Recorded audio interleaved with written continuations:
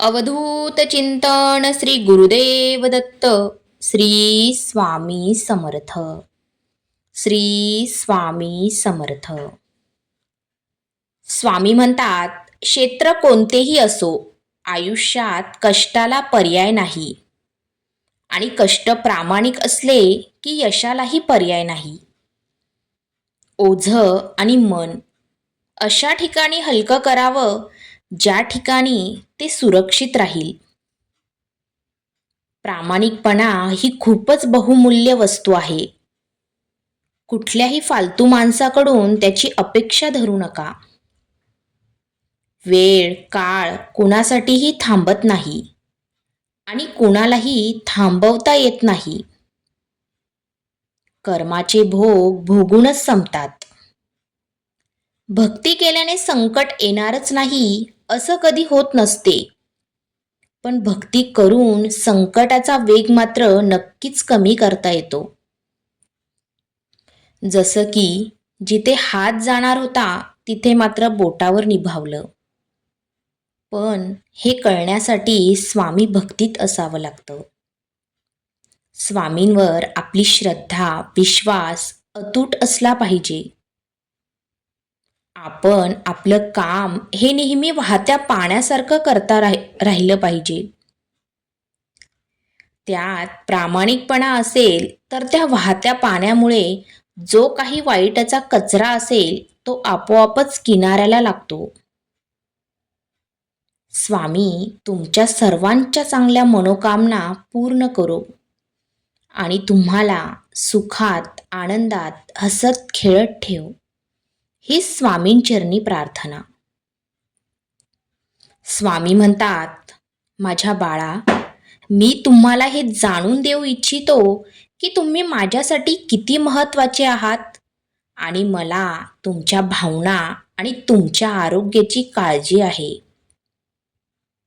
तुम्हाला काय हवे आहे, तुम्हाला ते कधी हवे आहे आणि तुम्हाला ते कसे हवे आहे ते मला चांगल्या प्रकारे माहीत आहे.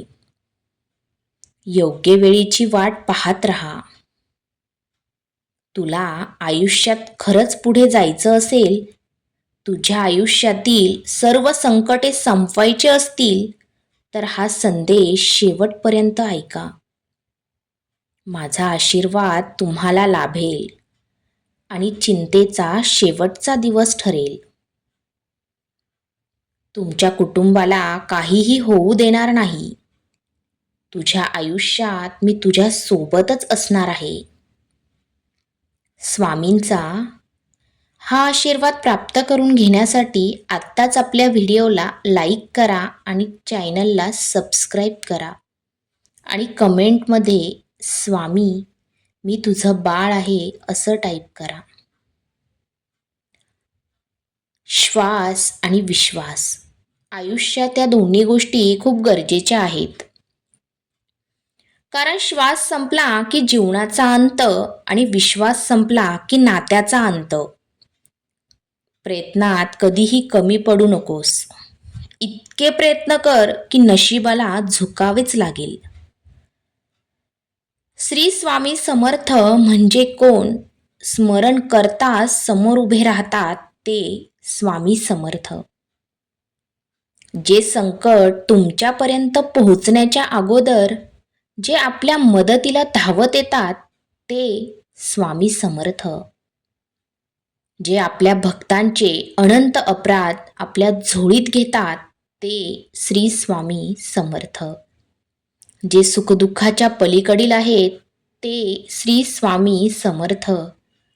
जेव्हा आपण श्री स्वामी महाराजांच्या सानिध्यात येतो तेव्हा श्री स्वामी महाराज काय करतात तर आधी तुमचे जे भोग आहेत ते तुमच्या मार्गात आणतात.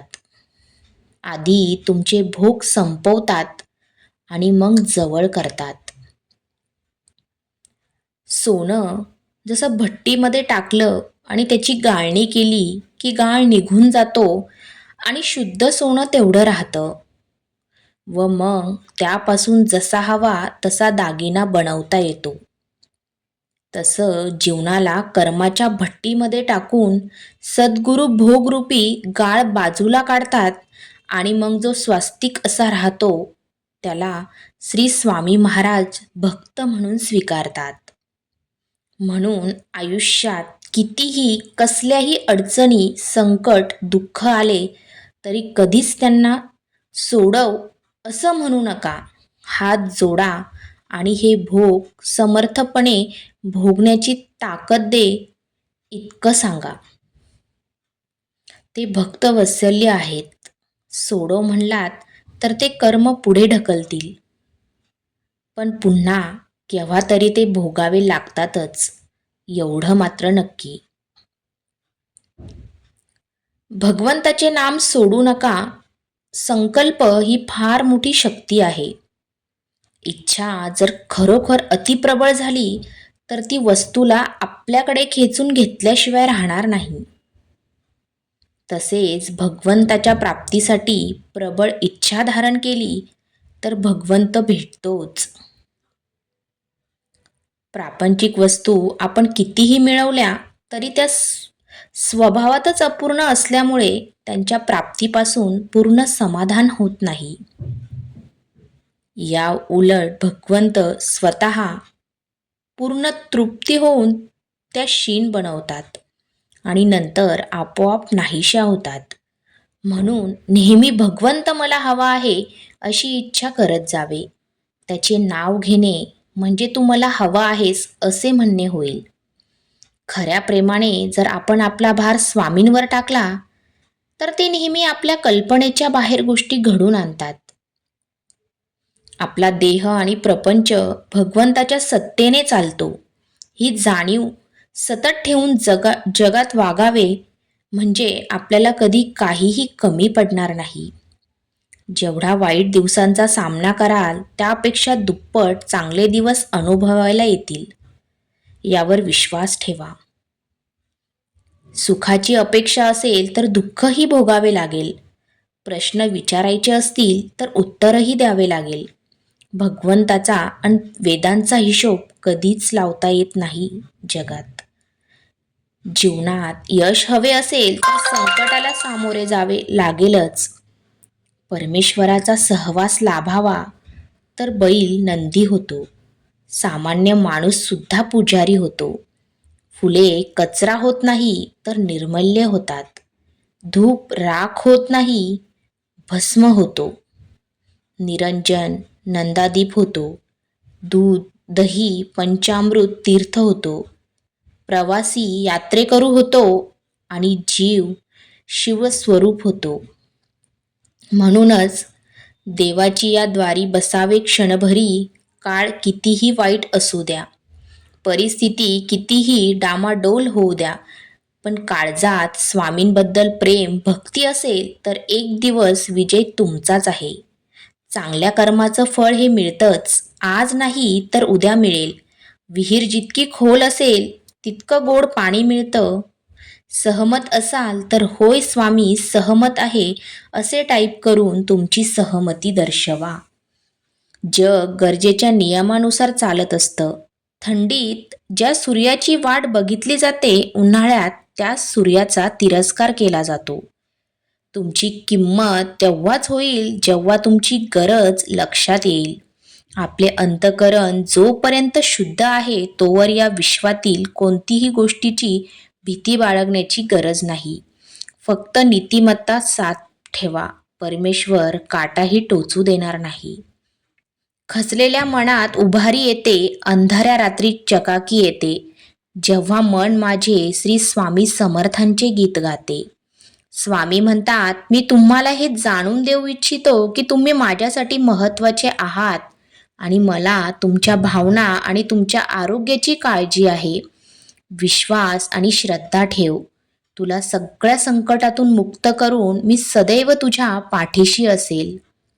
मला तुम्हाला हे जाणून द्यायचे आहे की मी तुम्हाला कधीही एकटे सोडणार नाही. मी तुम्हाला किंवा तुमच्या कुटुंबाला काहीही होऊ देणार नाही. तुमच्या आयुष्यात मी तुमच्या सोबत असणार आहे. हाच तुला माझा आशीर्वाद. सुरगळल्यानंतरही फुलांच्या पाकळ्यांनी दिलेला सुगंध म्हणजे क्षमा. आयुष्यात आपण घेतलेला कोणताच निर्णय हा कधीच चुकीचा नसतो. फक्त तो बरोबर आहे हे सिद्ध करण्याची जिद्द आपल्यात हवी असते. हा संदेश शेवटपर्यंत ऐकल्याबद्दल धन्यवाद. श्री स्वामी समर्थ.